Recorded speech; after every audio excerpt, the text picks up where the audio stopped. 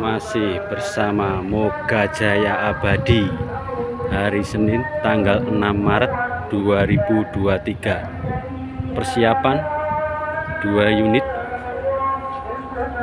siap meluncur ke Pulau Sumatera. 2 unit siap meluncur.